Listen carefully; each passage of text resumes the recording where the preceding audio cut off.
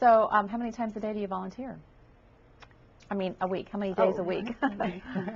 That varies a lot. It depends on what's going on. Mm-hmm. When we first opened the hospice house, the first week I worked 92 hours. Wow. But obviously I don't work anything like that anymore. Yeah. If there's something going on, I try to be there, and I try to stop and visit the different shifts to see how things are going. And if we're having training classes, I'm always there. I do a lot of work at home also. Okay.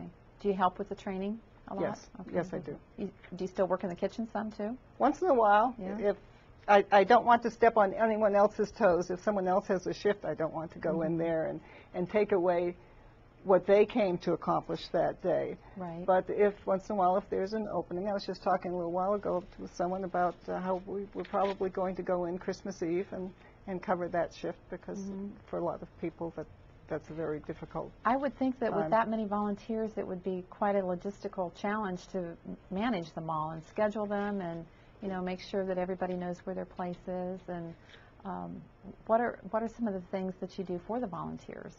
They don't get paid, and they're doing it because they love it and they love the work. But what are some of the things you do to recognize their efforts, Mary Kay? Well, we do have our annual luncheon. And usually at the Palace Grand, and we have a wonderful attendance. People, they're allowed to bring a guest, so we end up with more volunteers from the guests. We also send out birthday cards, Christmas cards. A lot of it is a pat on the back, sending emails, thanking them. A lot of last-minute type things come up, and the volunteers are wonderful about filling in. So basically saying thank you. We do annual reviews with our volunteers, and we have a question on there. How can we show you how much we appreciate what you're doing? And I would say just about everyone says just say thank you. Yeah.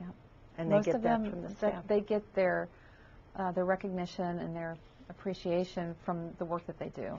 That's why they enjoy doing it, and they just enjoy giving to others. So that's their reward right there in itself. We get some lovely cards from people who have had a family member on hospice as well.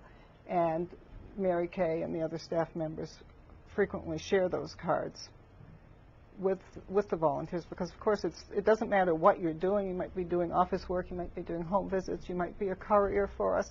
Any of those things all contribute to the care that we give to the patient. Right. It's all essential. And their family. And so it's nice that we get to see the thank you cards. Right. I don't think I know of any other nonprofit organization in the county that has touched as many lives as Hospice has, because just about everyone has some sort of a heartwarming story about hospice and the care that a loved one has received. And there's such a support for the family during such a critical time. You know, there's just nothing like it in terms of that support. So you all are just doing a great job with that. Paula, we've talked about a couple of the things that you do as a volunteer, but tell us a little bit more about some other things that you do for hospice, like speaking engagements. Do you go out and speak to organizations to try to increase public awareness of hospice?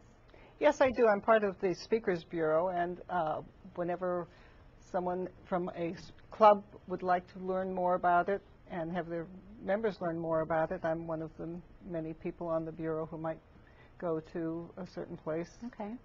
So I'm this coming week I'm going to Silverthorne. Okay. I'm going to be talking to retired railroad workers, and it's great fun because not only do I get to tell them about hospice, but they all have a story that they want to share. Right. And when I ask them, has anyone ever volunteered for hospice, there's always a few hands that go up. And if not, there's maybe some that are sitting there thinking, maybe that's something I'd like to do, so you might get some more volunteers out of a group. I never go without applications. Right. So anybody who's watching this who's a member of an organization that has speakers come in on a regular basis, they can contact you. You directly, or Mary Kay, would they contact you at the go through the office, the local number? And that go ahead and give us that number. It's 597-1882. Correct. Right. Okay. So anybody who has any questions about volunteering or about getting a speaker can call you at that number. Yes. Okay.